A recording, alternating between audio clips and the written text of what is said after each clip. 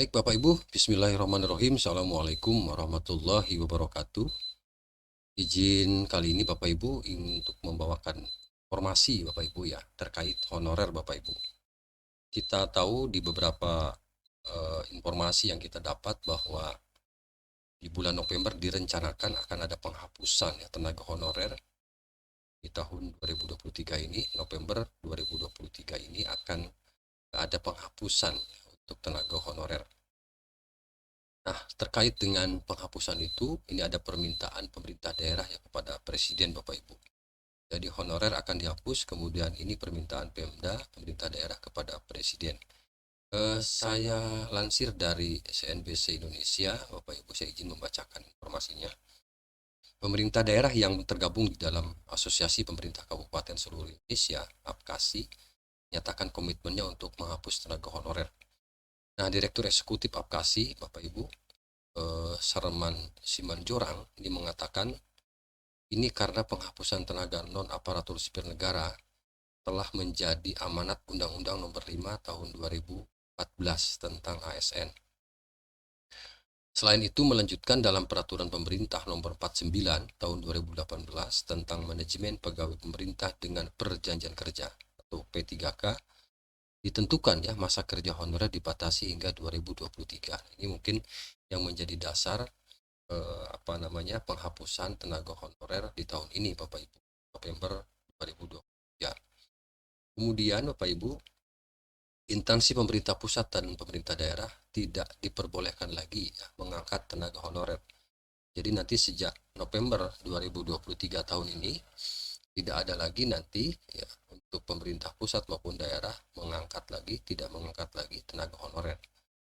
Jadi namun dia menekankan di sini dalam penghapusan nantinya harus ada simulasi terlebih dahulu. Jadi konsekuensi logis diberlakukannya Undang-Undang ASN Nomor 5 Tahun 2014 dan di mana dalam undang-undang tersebut diatur bahwa ASN itu hanya terdiri dari PNS dan P3K. Nah, kebijakan itu menurutnya juga sebenarnya upaya strategis ya untuk meningkatkan profesionalisme ASN di lingkungan pemerintahan, dapat meningkatkan kesejahteraan tenaga non-PNS serta memperjelas aturan dalam rekrutmen tenaga non-PNS. Nah, jadi jelas Bapak Ibu bahwa nanti ke depan tidak ada lagi mungkin tenaga honorer. Yang ada itu adalah hanya ada PNS dan P3K.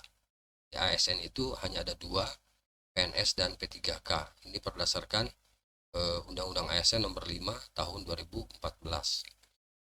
Nah, namun demikian Bapak Ibu dalam pelaksanaannya, ia menekankan penghapusan tenaga honorer akan diterapkan dengan tidak melakukan PHK massal. Ya, syukurlah. Jadi jangan sampai terjadi ada PHK massal, harapannya seperti itu.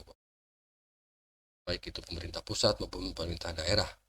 Kemudian tidak membebani anggaran Pemda, serta menghindari penurunan pendapatan yang diterima tenaga honorer selama ini. Nah, kemudian ini karena keberadaan tenaga honorer, kata Sarman ya, ini adalah Bapak Ibu, telah banyak membantu tugas-tugas pelayanan publik.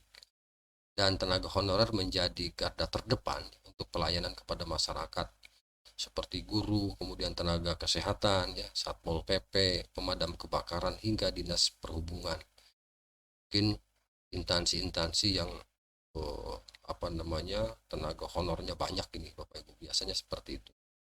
Nah, oleh sebab itu hingga tenaga honor ini dihapus secara total pada November 2023, APKASI kata dia akan terus berkoordinasi ya dengan Kementerian Pan-RB, kemudian APPSI, APEKSI, BKN secara intensif ya untuk mendorong agar alternatif penyelesaian tenaga honorer yang akan diterapkan nantinya berimplikasi positif. Amin ya. Mudah-mudahan seperti itu. Nah, tentunya kami mendorong agar alternatif penyelesaian tenaga honorer yang akan diterapkan nantinya dapat disimulasi di beberapa daerah terlebih dahulu sebelum menjadi keputusan final. Begitu Bapak Ibu.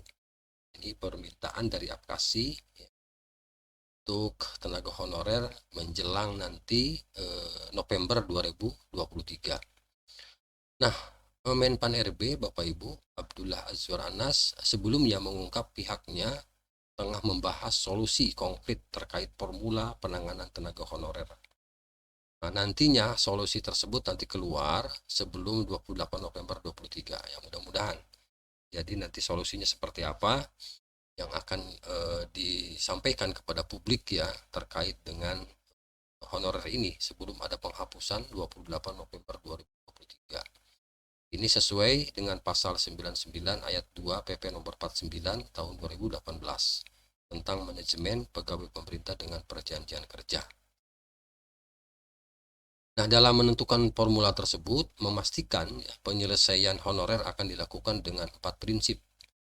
Nah, ada 4 prinsip katanya Bu. Ya, yang pertama, tidak ada PHK massal. Yang kedua, tidak menambah anggaran pemerintah. Ketiga, tidak menurunkan pendapatan honorer. Dan tetap dalam koridor Undang-Undang Aparatur Sipil Negara. Inilah barangkali Bapak Ibu ya komitmen pemerintah daerah, termasuk mungkin di sini DPRD, kemudian DPD, Asosiasi Pemda, dan berbagai stakeholder lain untuk para tenaga non ASN. Nah, itulah mungkin permintaan dari pemerintah daerah agar tidak serta-merta pemerintah pusat ini menghapuskan tenaga honorer di tahun 2023 ini, Bapak Ibu. Itu saja ya Bapak Ibu, informasi yang ingin dapat bagikan terkait honorer. Ya. Mudah-mudahan solusi yang terbaik tentu bagi teman-teman kita honorer yang ada di pusat maupun yang ada di daerah. Semoga pemerintah bijak ya, lebih bijak, lebih sayang kepada teman-teman honorer ya, karena memang ini termasuk garda terdepan tenaga honorer ini dalam melayani publik, dan harus diakui ya keberadaan teman-teman kita honorer ini sangat dibutuhkan terutama dalam pelayanan publik ya, terkait dengan apa itu namanya